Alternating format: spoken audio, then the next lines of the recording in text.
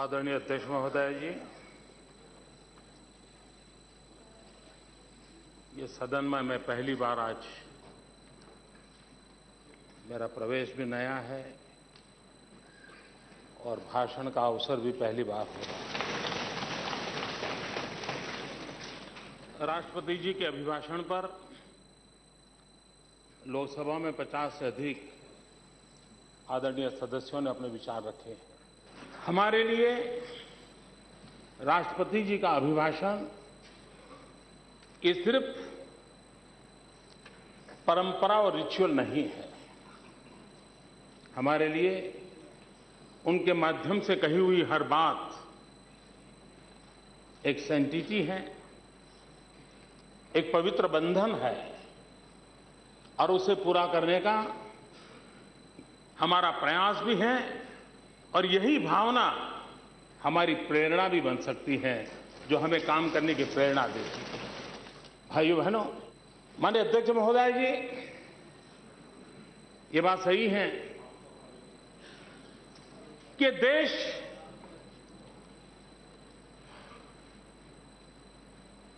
इस पर सबसे पहला अधिकार किसका है? सरकार किसके लिए होनी चाहिए? क्या सरकार सिर्फ पढ़े लिखे लोगों के लिए हो? क्या सरकार सिर्फ इन्हें गिने लोगों के लाभ के लिए हो? सरकार गरीबों के लिए होनी चाहिए। अमीर को अपने बच्चे को पढ़ाना है तो दुनिया के कोई भी स्कूल वो या तो दुनिया का कोई भी टीचर हायर कर सकता है। अमीर के घर में कोई बीमार हो गया, सैकड़ों डॉक्टर उसकी तैनात में आके खड़े हो सकते हैं। गरीब कहां जाएगा? उसके नसीब में तो वो सरकारी स्कूल है, उसके नसीब में तो वो सरकारी अस्पताल है। और इसलिए सरकार का ये सबसे पहला दायित्व होता है कि वे गरीबों की सुने और गरीबों के लिए जिए। गरीबी के खिलाफ लड़ाई लड़ने का सबसे बड़ा औजार होता है शिक्षा। गरीबी से लड़ने का सबसे बड़ा साधन होता है अंधश्रद्धा से मुक्ति। अगर हम गरीबों में अंधश्रद्धा के भाव पड़े हैं, अशिक्षा की अवस्था पड़ी है, अगर उसमें से उसको बाहर लाने में सफल होते हैं तो इस देश का गरीब किसी के टुकड़ों पर पलने की इच्छा नहीं रखता है। हम सदियों से कहते आए हैं ये कृषि प्रधान देश है, ये गांवों का देश है, लेकिन ये नारे तो बहुत अच्छे लगे, सुनना भी बहुत अच्छा लगा, लेकिन क्या हम आज अपने सीने पर हाथ रख करके कह सकते हैं कि हमने हमारे गांव के जीवन को बदल पाए हैं? हमारे किसानों के जीवन को बदल पाए हैं? यहां मैं किसी सरकार की आलोचना करने के लिए खड़ा नहीं हूं। यह हमारा सामूहिक दायित्व है कि भारत के गांवों के जीवन को बदलने के लिए उसको हम अग्रिमता दें, किसानों के जीवन को बदलने के लिए उसको अग्रिमता दें। और राष्ट्रपति जी के भाषण में उस बात को करने के लिए हमने कोशिश की। अगर गांव के जीवन में हमें बदलाव लाए तो किसी को भी अपना गांव छोड़ करके जाने का मन नहीं करता है। गांव को, नौजवान को क्या चाहिए? रोजगार मिल गया तो अपने मां बाप के पास रहना चाहता है। क्या गांव के अंदर हम उद्योगों की जाल नहीं खड़ी कर सकते? एटलीस्ट हम एक बल दें एग्रो बेस्ड इंडस्ट्रीज को। अगर हम मूल्य वृद्धि करें, मूल्य वृद्धि पर हम बल दें, और आज उसकी एक ताकत है, उस ताकत को अगर हमने स्वीकार किया तो हम गांव के आर्थिक जीवन को भी, गांव की व्यवस्थाओं के जीवन को भी बदल सकते हैं और किसान का स्वाभाविक लाभ भी उसके साथ जुड़ा हुआ है। गुजरात ने एक छोटा सा प्रयोग किया था, सॉइल हेल्थ कार्ड। हमारे देश में मनुष्य के पास भी अभी हेल्थ कार्ड नहीं है, लेकिन गुजरात में हमने एक इनिशिएटिव लिया था। उसकी जमीन की तबीयत का उसके पास कारण रहे। उसके कारण उसे पता चला कि उसकी जमीन जिस पाक के लिए उपयोगी नहीं है वो उसी फसल के लिए खर्चा कर रहा था। जिस फर्टिलाइजर की जरूरत नहीं है उतनी मात्रा में वो फर्टिलाइजर डालता था। जिन दवाइयों की कतई जरूरत नहीं थी वो दवाइयां लगाता था। बेकार में साल भर में 50,000 लाख रुपए यूं ही फेंक देता था। लेकिन सॉइल हेल्थ कार्ड के कारण उसको समझ आई कि उसकी कृषि को कैसे लिया जाए। क्या हम हिंदुस्तान के हर किसान को सॉइल हेल्थ कार्ड देने का अभियान पूर्ण नहीं कर सकते? कहने का तात्पर्य यह है कि हम छोटे छोटे छोटे प्रायोगिक उपाय करेंगे तो हम चीजों को बदल सकते हैं। आज हमारे रेलवे की आदत क्या है? वो लकीर के फकीर हैं। उनको लिखा गया कि भाई मंडे को जो माल आए वो 1 वीक के अंदर चला जाना चाहिए। अगर मंडे को मार्बल आया है स्टेशन पे, मुंबई पहुंचाना है, और ट्यूसडे को टमाटर आया है तो पहले मार्बल भेजता है, टमाटर बाद में भेजता है। क्यों? मार्बल अगर 4 दिन बाद पहुंचेगा तो क्या फर्क पड़ता है? टमाटर पहले पहुंचा है तो कम से कम हमारी पूरी व्यवस्थाओं को सेंसिटाइज करना पड़ेगा। आज हमारे देश का दुर्भाग्य है, इतनी बड़ी टेक्नोलॉजी हुई, इंफॉर्मेशन टेक्नोलॉजी के नाम पर दुनिया में हम छाए हुए रहे। सॉफ्टवेयर इंजीनियर के रूप में हमारी पहचान बन गई, लेकिन आज हमारे देश के पास एग्रो प्रोडक्ट का रियल टाइम डाटा नहीं। क्या हम इंफॉर्मेशन टेक्नोलॉजी के नेटवर्क के माध्यम से एग्रो प्रोडक्ट का रियल टाइम डाटा इकट्ठा कर सकते हैं? और इस कर्तव्य की पूर्ति के लिए हम इस काम को करना चाहते हैं। अगर रियल टाइम डाटा हो, आज भी देश में अन्न के भंडार पड़े हैं, ऐसा नहीं कि अन्न के भंडार नहीं है, लेकिन व्यवस्थाओं की कमी है। अगर रियल टाइम डाटा हो, सरकार के पास ये जानकारी है कहां जरूरत है, रेलवे का जब लल पीरियड हो उस समय उसको तभी शिफ्ट कर दिया जाए और वहां अगर गोडाउन बनाया जाए, रख दिया जाए, तो इस समस्या का समाधान हो सकता है। फूड कॉर्पोरेशन इंडिया सालों से ढांचा चल रहा है, क्या उसको आधुनिक नहीं बनाया जाता? प्रोक्योरमेंट का काम कोई अलग करे, प्रिजर्वेशन का काम कोई अलग करें, डिस्ट्रीब्यूशन का कोई काम अलग करें। एक ही व्यवस्था को 3 हिस्सों में अगर बना दिया जाए और तीनों की अगर रिस्पॉन्सिबिलिटी बनाई जाए, मैं दावे से कहता हूं कि हम स्थितियों को बदल सकते हैं। हमारी माताएं बहनें, भारत को विकास यात्रा में हमारी 50% जो जनसंख्या हमारी मां बहनें, उनको निर्णय में भागीदार बनानी पड़ेगी। उनको हमें आर्थिक प्रवृत्ति से जोड़ना होगा। विकास की नई ऊंचाइयों को पार करना है तो हिंदुस्तान की 50% हमारी मातृशक्ति है, उसकी सक्रिय भागीदार को हमें निश्चित करना होगा। उनके सम्मान की चिंता करनी होगी, उनकी सुरक्षा की चिंता करनी होगी। और इसलिए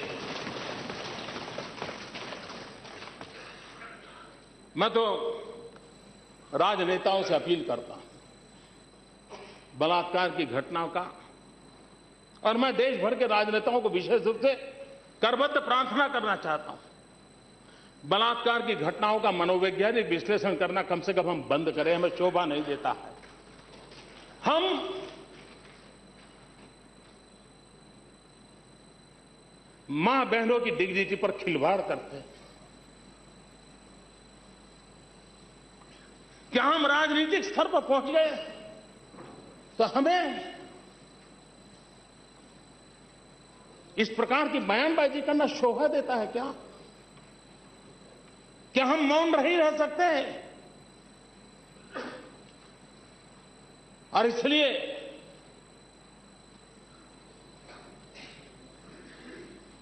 नारी का सम्मान, नारी की सुरक्षा, ये हम सबकी 125 करोड़ देशवासियों की प्राथमिकता होनी चाहिए। हम उस युग चक्र के अंदर हैं, आज जीवित हैं। हम उस युग चक्र में संसद में बैठे हैं जब हिंदुस्तान दुनिया का सबसे नौजवान देश है। डेमोग्राफिक डिवीजन, इस ताकत को हम पहचानें।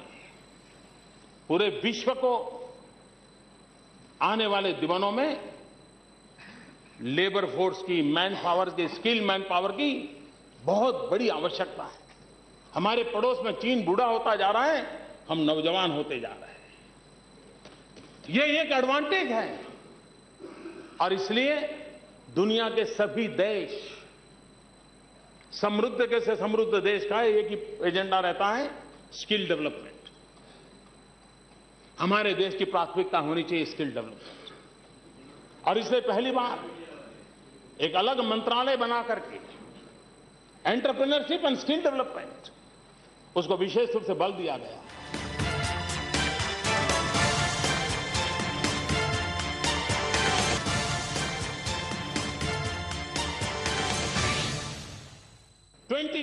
में जब आजादी के 75 साल हो, देश के लिए जीवन न्यौछावर करने वाले उन महापुरुषों को याद करते हुए हम एक काम कर सकते हैं, बाकी सारे काम करने हैं, लेकिन एक काम जो प्रखरता से करें कि हिंदुस्तान में कोई परिवार ऐसा न हो जिसके पास रहने के लिए अपना घर न हो। शासन में आने के बाद जिसको नापा जा सके, ऐसा कार्यक्रम हाथ में लेना बड़ा कठिन होता है। आदरणीय मुलायम सिंह जी ने कहा कि मैंने सरकार चलाई है और सरकार चलाई है,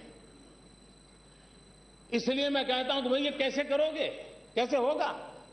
उनकी सद्भावना के लिए मैं उनका आभारी हूं, उन्होंने चिंता व्यक्त की, लेकिन हम मिलकर करके रास्ता निकालेंगे। हम सपना तो देखें, पूरा करने का प्रयास करें। कुछ कठिनाई आएगी तो आप जैसे अनुभवी लोग हैं जिनका मार्गदर्शन हमें मिलेगा। यहां यह भी बात आई, किसी ने कहा नए बोतल में पुराना शराब है। उनको शराब याद आना बड़ा स्वाभाविक है।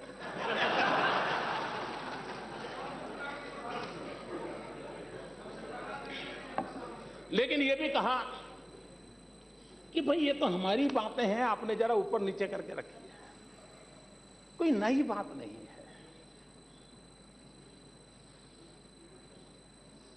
इसका मतलब ये कि जो हम कह रहे हैं वो आपको भी पता था।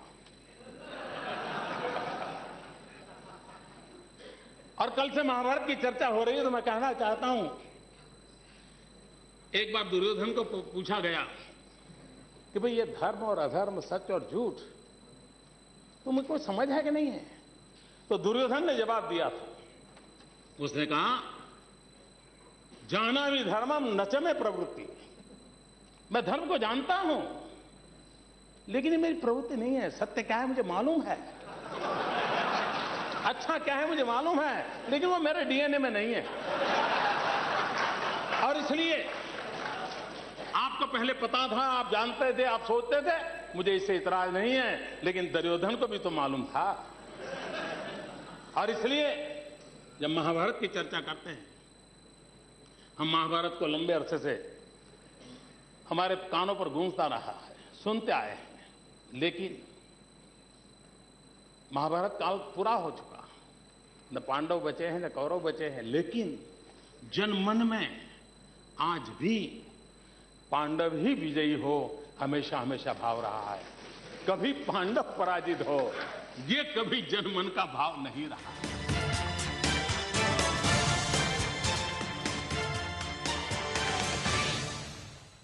इन दिनों मॉडल की चर्चा होती है, गुजरात मॉडल।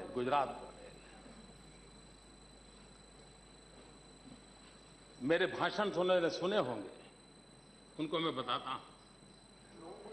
गुजरात का मॉडल, गुजरात में भी एक जिले का मॉडल दूसरे जिले में नहीं चलता है। ये देश विविधताओं से भरा हुआ है। अगर मेरा कच्छ का रेगिस्तान है और वहां का मॉडल मैं वलसाड़ के हरे भरे जिले में लगाऊंगा तो नहीं चलेगा। इतनी समझ से इसी के तो कारण गुजरात आगे बढ़ा है। यही उसका मॉडल है कि जिसमें ये समझ है। गुजरात का दूसरा मॉडल ये है, गुजरात का दूसरा मॉडल ये है कि हिंदुस्तान के किसी भी कोने में अच्छा हो, उस अच्छे से हम सीखे हैं, उस अच्छे को स्वीकार करते हैं।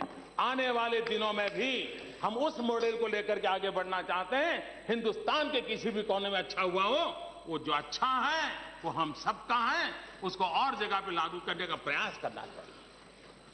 आज हमारे कल तमिलनाडु की तरफ से बोला गया था कि गुजरात से तमिलनाडु का मॉडल अच्छा है। मैं इस बात का स्वागत करता हूं। इस देश में इतना तो हुआ कि विकास के मॉडल की स्पर्धा शुरू हुई। एक राज्य कहने लगा मेरा राज्य तुमसे आगे बढ़ रहा है। मैं मानता हूं गुजरात का ये मॉडल का सबसे बड़ा कंट्रीब्यूशन है। ये सबसे बड़ा कंट्रीब्यूशन कि आज हम पहले ये स्पर्धा नहीं करते थे। हम चाहते हैं कि आने वाले दिनों में राज्यों के बीच विकास की स्पर्धा हो, राज्य और केंद्र के बीच विकास की स्पर्धा हो। हर कहे भाई गुजरात पीछे रह गया, हम आगे निकल गए, ये सुनने के लिए मेरे आंख तरस रहे, मेरे कान तरस रहे। हम चाहते हैं देश में यही होगा तभी तो बदलाव आएगा। और छोटे छोटे राज्य भी बहुत अच्छा करते हैं। ऐसा नहीं, जैसे मैंने कहा सिक्किम ऑर्गेनिक स्टेट बना है, तमिलनाडु अर्बन एरिया में रेन वाटर हार्वेस्टिंग का जो उन्होंने काम किया है, हम सबने सीखने जैसा है। छत्तीसगढ़ माओवाद के जुर्म के बीच जीने वाला राज्य है। छत्तीसगढ़ ने पीडीएस सिस्टम का एक नया नमूना दिया है और गरीब से गरीब व्यक्ति को पेट भरने के लिए उसने नई योजना दी। हमारी बहन ममता जी 35 साल की बुराइयों में से आज पश्चिम बंगाल को बाहर लाने के लिए कितनी मेहनत कर रही है। हम इन बातों का आदर करते हैं और इसलिए हर राज्य में, केरल से भी, मैं आपको जानकर के खुशी होगी, मैंने केरल से एक अफसर को बुलाया था, बहुत ही जूनियर अफसर थे और लेफ्टिस्ट सरकार चल रही थी। उनकी आयु बहुत छोटी थी।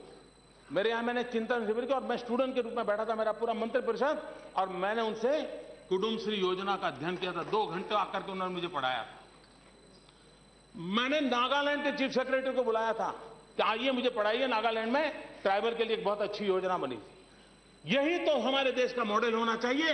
हिंदुस्तान के किसी भी कोने में किसी भी विचारधारा की सरकार क्यों ना हो, उसकी अच्छाइयों का हम आदर करें, उस अच्छाइयों का स्वीकार करें। यही मॉडल देश को काम आए। हम ये बड़े भाई का व्यवहार, तुम कौन होते, तुम ले जाना 2-4 टुकड़े, नहीं, हम मिलकर के देश को आगे बढ़ाएंगे। इसलिए हमने कोऑपरेटिव फेडरलिज्म की बात की, सहकारिता का सांगठनिक, उसको लेकर के चलने की हमने बात कही है। और इसलिए एक ऐसे रूप को आगे बढ़ाने का हम लोगों का प्रयास है और उसको प्रयास को लेकर के चलेंगे। मुझे विश्वास है। और माननीय अध्यक्ष महोदय जी, ये जो प्रस्ताव रखा है, आज मैं आभारी हूं सभी वरिष्ठ नेताओं। कुल मिला के मैं कह सकता हूं एक सार्थक चर्चा रही है और समर्थन में चर्चा रही है और आलोचना भी हुई है तो अपेक्षा के संदर्भ में हुई है। मैं इसको बहुत हेल्दी मानता हूं, मैं इसका स्वागत करता हूं। और आज जो हमें किसी भी बेंच पर से, किसी भी दल की तरफ से जो अच्छे सुझाव मिले हैं, वो मैं उसे अपनी आलोचना नहीं मानता हूं, मैं उसको मार्गदर्शक मानता हूं। उसका भी हम उपयोग करेंगे, अच्छाई के लिए उपयोग करेंगे। और लोकतंत्र में आलोचना अच्छाई के लिए होती है और होनी भी चाहिए। सिर्फ आरोप बुरे होते हैं, आलोचना कभी बुरी नहीं होती है। आलोचना तो ताकत देती है।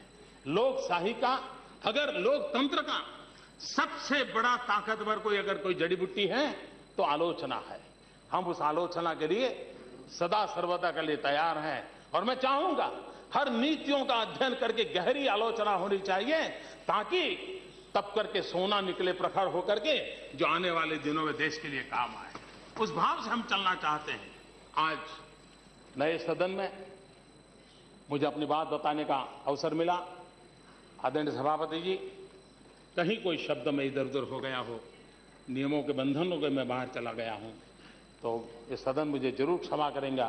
लेकिन मुझे विश्वास है सदन के पूरे सहयोग से, जैसा मैंने पहले कहा था, मतदान के पहले हम उम्मीदवार थे, मतदान के बाद हम उम्मीदों के रखवाले हैं, हम उम्मीदों के दूत हैं। 125 करोड़ देशवासियों की उम्मीदों को पूरा करने का हम प्रयास करें। इसी एक अपेक्षा के साथ इसको आप सबका समर्थन मिले, इसी बात को दोहराते हुए आप सबका बहुत बहुत धन्यवाद।